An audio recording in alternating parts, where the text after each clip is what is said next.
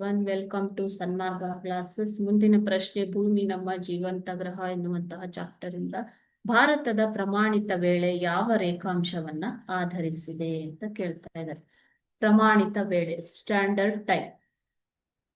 ಈಗ ಸ್ಥಾನಿಕ ವೇಳೆ, ಲೋಕಲ್ ಟೈಮ್ ಅಂತ ಹೇಳ್ತೀವಿ. ಅದು ಒಂದು ಸ್ಥಳದಿಂದ ಮತ್ತೊಂದು ಸ್ಥಳಕ್ಕೆ ವ್ಯತ್ಯಾಸವಾಗ್ತಾ ಹೋಗುತ್ತೆ. ಈಗ ನಮ್ಮ ದೇಶದಲ್ಲಿ ಇವಾಗ ಒಂದು ಟೈಮ್ ಇದ್ರೆ, ಸಮಯ ಇದ್ರೆ, ಬೇರೆ ದೇಶ ಅಮೆರಿಕಾದಂತ ರಾಷ್ಟ್ರಗಳಲ್ಲಿ ಸಮಯ ಬೇರೆ. ಓಕೆನಾ? ಸೊ ಈ ರೀತಿ ಒಂದು ಸ್ಥಳದಿಂದ ಇನ್ನೊಂದು ಸ್ಥಳಕ್ಕೆ ವ್ಯತ್ಯಾಸವಾಗುತ್ತದೆ. ಪ್ರತಿಯೊಂದು ಸ್ಥಳವು ತನ್ನದೇ ಆದ ಸ್ಥಾನಿಕ ವೇಳೆಯನ್ನು ಅನುಸರಿಸುವುದರಿಂದ ಈ ಒಂದು ವ್ಯತ್ಯಾಸ ಉಂಟಾಗುತ್ತೆ. ಓಕೆನಾ ಮಕ್ಕಳೇ?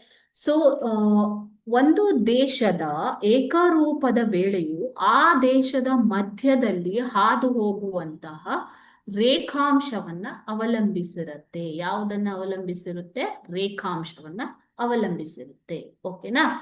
ಅಥವಾ ಆ ರೇಖಾಂಶದ ಮೇಲಿರುವ ಪ್ರಮುಖ ನಗರದ ವೇಳೆ ಆಗಿರುತ್ತೆ. ಓಕೆನಾ ಮಕ್ಕಳೇ? ಸೊ ಭಾರತದಲ್ಲಿ 82.5 ಪೂರ್ವ ರೇಖಾಂಶ, 82.3 ಅಂತ ಹೇಳ್ತೀವಿ.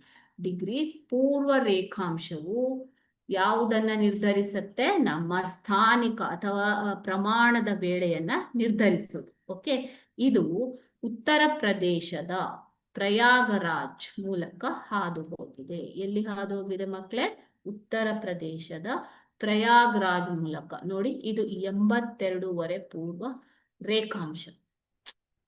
ಓಕೆನಾ? ಸೊ ಇದು ಉತ್ತರ ಪ್ರದೇಶದ ಪ್ರಯಾಗರಾಜ್ ಮೂಲಕ ಹಾದು ಹೋಗಿರುವಂತದ್ದು.